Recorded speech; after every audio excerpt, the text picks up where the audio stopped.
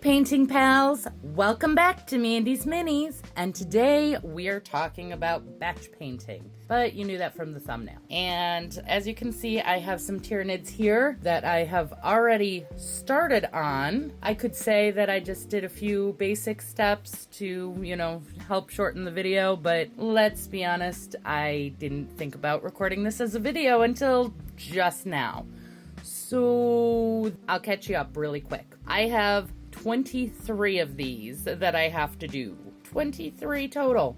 As you can see, there's only 6 here. You can see there's a slight zenithal on there. I primed them black, and then instead of going over it with white, I went over with the ivory that would be their skin tone and used that for the zenithal and to kind of keep that in place. So this will be the point that I want to move forward with the next steps on. First, I put them all on the bases, and then I put texture paste down on the base. I used AK wet ground. I did all 23 at once. I glued them down to the base, put down the texture paste, and then I primed them, and then I zenithaled them. Then I moved them into manageable batches. So these 6 right here are my first batch. I have 3 more batches, another batch of 6 and 2 more of 10. And that helps me kind of keep them more manageable. So, I mean, if you're doing all these steps on 23 at once, it's going to take you forever. You're going to feel like you're not making any progress. You take like a week to get through one step because you're doing it on 23 of them. Whereas I'm hoping to knock out these 6 today and maybe tomorrow because these are weekdays. Tonight is actually a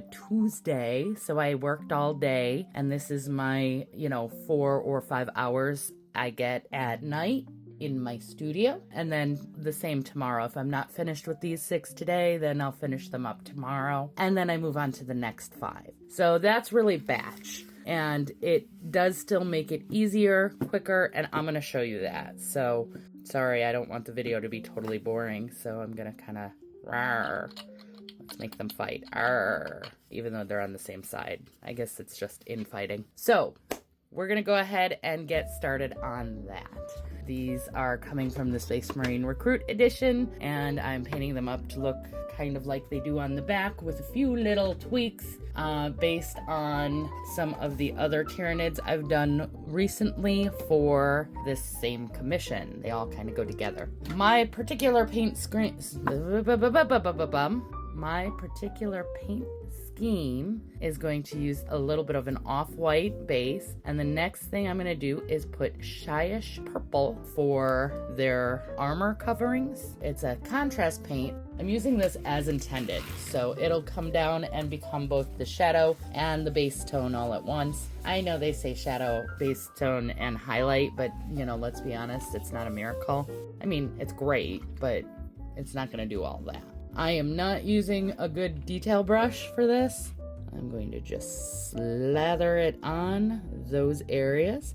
I do want to be careful not to get it on the ivory because I don't want to make more work that way. But I do want it to be on there pretty good because what will happen is as it dries, you can see it's kind of starting to do that. It'll recede down into the lower sections. And I know a lot of the YouTube painters and professional painters don't really like using it this way. But, when you're got 23 figures to paint, you gotta have some shortcuts somewhere. You gotta. If I was doing like a competition piece or something, totally wouldn't work that way. In that case, they're right. But for this, it does the job. And then another thing that I'd like to talk about is a lot of people using those long handles. It's like a long strip or a piece of wood where you can put multiple figures on the same handle. I personally do not like that. I find it harder to turn to get it to where I'm going. So I find that it actually makes it more difficult than just keeping them on their own handles. The handles that I use, you guys have seen these in a lot of videos. I take melatonin to sleep because of my migraines. I know I've mentioned those in previous videos as well. So the melatonin helps me get to sleep and stay asleep. So I take those on a regular basis. And so that means I get a lot of these on a regular basis. and I'm able to just use those as handles, and it's free. This is a little foam two-sided tape. Show you exactly which ones I'm using. These ones, which I don't love. Honestly, they hold a little too well, and I have trouble getting the figures off when I'm done. So I'm kind of working on figuring out a better solution for that. But as of right now, that's what I got. That's what I'm using. And putting those on an individual handle rather than just one giant one just makes it so much easier, because you still have to get into nooks and crannies, and when you have this long thing, how are you going to do that? It does not work. First one done. Now that I've finished that, I'm pretty sure that was the wrong color. Let me check. Okay, good news. That works just fine. It is not actually the end product for what I'm doing. So as you can see, I'm going to do this step on every single one of these 6. I'm not going to do this step on every single figure in the army, because again, that's just going to overwhelm me. This is going to give me a sense of accomplishment, and that's what we want. We want that feeling of, oh yeah, there's the progress. That's what we're looking for. So I'm sure you can see that this is going to be a lot of fun, because now I'm just going to keep going with the same step. So then I'll come back and show you the next step and show you how easy it actually is, and kind of give you a guideline and timeline of how quickly I'm getting through this. Okay, so I'm back, and as you can see, there's the other ones all lined up in the back, and here's the one that I'm working on. So I have them set up in order. This is the first one I do. It goes back down. I pick up the next one. And that way, I know which one's dry and which one, as you can see here, are still wet. That's how we keep track of that, and we keep things moving nice and quick. So I'm on to the next step. Remember how I mentioned this isn't quite the right color? Well, the correct color doesn't really exist, so I kind of made it by using the Shyish purple and then going over it with this deep purple. I shouldn't say it doesn't exist. I don't own it, but this gives me the same result. So what I'm doing is just kind of doing a little bit of a mid-tone with this color, and then as it dries, you'll see a little bit of that Shyish purple, so it'll be a little bit different than you're seeing here. Just a smidge darker, not too much. But as you can see, I still get those nice dark shadows. You can see here, I don't have to do any lining because it is already lined with the Shyish purple. So that gives me a nice quick way of doing it. This is why I did those bigger ones first before doing the infantry, so I can kind of have an idea, and you can see as it's drying here a little bit, it's going a little more purple than it looks on the actual brush, which looks more pink. So that way I'm getting that color that I did the other ones in. And I'm going to have to go over all of these the same way. And then when I finish this one, I will put it down for it to fully dry and pick up the next one and get started on that. You don't want to go into batch painting without a plan of how you're going to do it. Some people like to paint one as a sample. I don't like to do that because I feel like it takes more time. I might as well just dive right in. You're not going to get everything kind of perfect because you're going through so many. I'm not sitting here and doing each line and make sure we've got all this and edge highlight. There's too much going on. We've got to find faster ways, and these are some faster ways to do it. So again, I've got my shadow down, and now I just do this nice mid-tone, and then it has a nice depth to it that when you see 23 of these with that much detail, which we're not done yet, so there will be more detail, but it will look very impressive while doing them very quickly. The cool thing also is, if you're not a wargamer, that's okay. This applies for D&D too. If you're a DM, maybe you're fighting one of Ben's favorites, I'll give you one of his go-tos, is Kobold Lair. In that case, you need a whole lot of kobolds. It can help you quite a bit.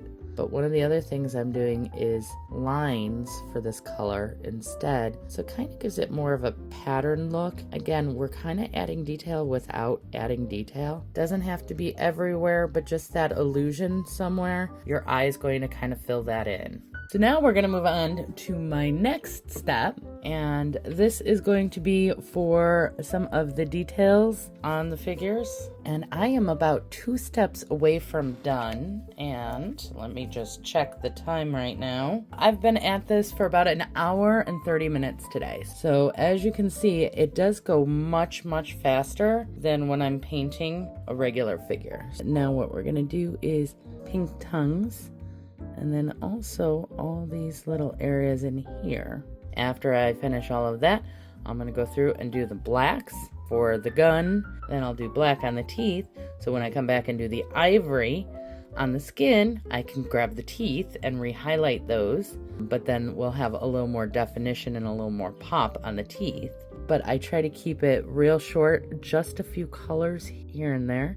And then we go from there. Okay, I still haven't done the pink yet, but I wanted to show you kind of the whole theme for the army. Okay, the Norn Emissary. So he was the one that I started and kind of created the color scheme around. And then we did the Biovore. This one was featured in the assembly video. And then you can see how putting these right next to them, they fit perfectly within that same world and look like they fit the same army, all without needing to be exact or very specific.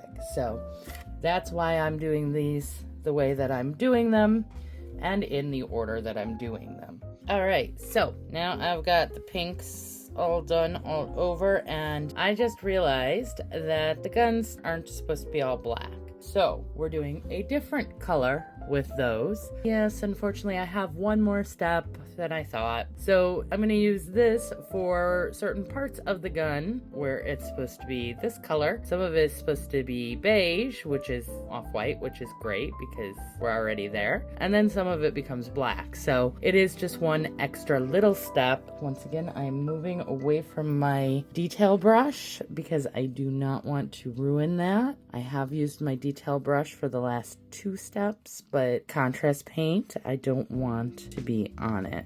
I am about 2.5 hours in total, but some of that was actually not painting. So this will take me another couple minutes to finish. Not very long at all. As you can see, I'm kind of just flying through it. So I will be right back. Okay, would you look at that? 10 minutes exactly. Just to kind of give you a heads up, first off, I changed the guns because I thought it would be easier to make it all pink and then to do just like the buttons and stuff in ivory or the light pink so that I don't have to worry about trying to get a nice smooth blend behind these arms and stuff. That was just going to be too difficult, especially to do for 23 of them. So I pivoted. I'll go through and do like the lighter pink buttons, or maybe I'll just do them ivory, and that doesn't add another step. Now I'm going to do the black, and of course I'm going to do contrast paint again. Also, because I changed orders was why I'm starting with the left now instead of the right, because I technically ended on the right when I did the additional colors. So now I'm going to do the black contrast paint on those areas. Once again, I don't want to do my detail brush right now because I don't like putting those in contrast paint. I'm going to go up through and bring back these teeth when I do the ivory, but this will help outline them and make them pop. As you can see, just those last little bits. And then the last one is basically cleanup. And this will probably, honestly, take me, unfortunately, the rest of the time I have for tonight. So I probably will not be back to show you the progress until tomorrow, unless some miracle happens, because I only have half an hour left down here. So I'm going to go ahead and finish this up here for the night, get all that black on, and I will see you after work tomorrow. Okay, hello everybody. It is the next day, and I can't believe I've already mustered up that much energy because today was hard. But I still have figures to paint. So we're gonna do this, and that's okay. That's good. It'll be good. And so here's what they look like now. As you can see, I didn't really do very good with the black. I wasn't really trying to do anything special or impressive, just get the black down. That was my plan because, again, when we're doing batch painting, we're doing a lot. We're not going to worry about the little bits. We're just going as fast as possible. So those were the as fast as possible steps that I did as fast as possible. And, you know, they're a little messy. That's okay. Last step, this is our cleanup. And this is great because what I'm going to do here is get the cream back into cleanup mode. For this part, of course, I want a nice tip. I am back to my detail brush. So I am going to clean up the mess I made. And look at how nice those teeth pop out. So this is also the time when I'm doing a closer look at all this stuff. I'm seeing things. Oh, look, I missed that. That's important.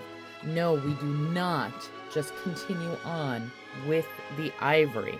We stop, we fix the mistake. Because the idea is that when I put this one down, the entire figure, other than the base, is done. Okay? So if I don't do this now, I'm not going to remember exactly what steps I missed as we're batching. And we're going to make sure it looks fabulous, especially because I really love this client and I really want him to love his figures. This is the client who has been with me from the very start. He was the second person to trust me with paying for me to paint the figures. And so I love working with him and I want to ensure he gets awesome armies. So typically I don't even take orders this big because I just have so much going on and they take so long. But in this case, I knew it would be all right. As you can see, going around and just cleaning everything up. I'm going to keep going, but don't go yet, because I'm going to show you how I finish them off as well, and also the end product. I'm going to keep working and, hopefully you'll see some cool stuff and then we'll get to the end.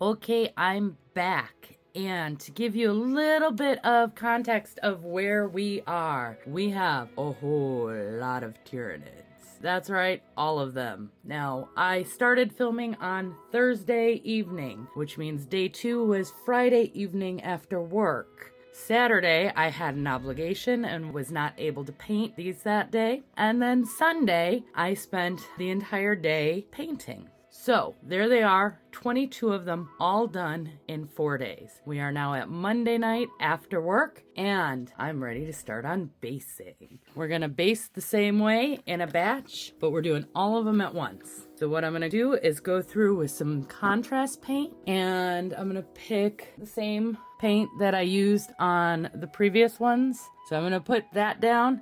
And then I'm going to put down some tufts and I'll just go through and pop those on. Then I'll black rim all of them. Then they'll be on to final photos, both for approval as well as for showing you guys, which if Taylor would be so kind as to magically transport you there they are, all nicely finished and ready for you to see. So that's it for batch painting. If you have any comments or any suggestions, anything special that you do when you're batch painting or painting a whole army, let us know. Go ahead and put those comments down below. I love reading your comments and interacting with you. While you're there, you can also give me a like and a subscribe. They really help me out and I very much appreciate them. But you know what? I actually really just appreciate you watching. So if you don't want to deal with any of that, I'm still going to say thank you so much. I really appreciate you watching. And A very extra special thank you to our patrons. We love you, and your help and assistance in the channel goes very far. We're able to do quite a bit more and keep things running around here. This is not our full-time job, but does help pay for, Taylor and her editing, as well as, some of the equipment and things like that. Ben and I are not full-time YouTubers, nor do we ever plan to be, but channel is expensive, so we appreciate the patrons for helping share that burden and helping lead the charge in creating our community. We have a lot of fun talking on Discord, a lot of D&D talk, a lot of painting tips, tricks. You can even get private lessons if you so would like to join up for them. So we'd love to have you join us if you'd like. But that's it for this one. And thank you again. And until next time, have fun and keep creating.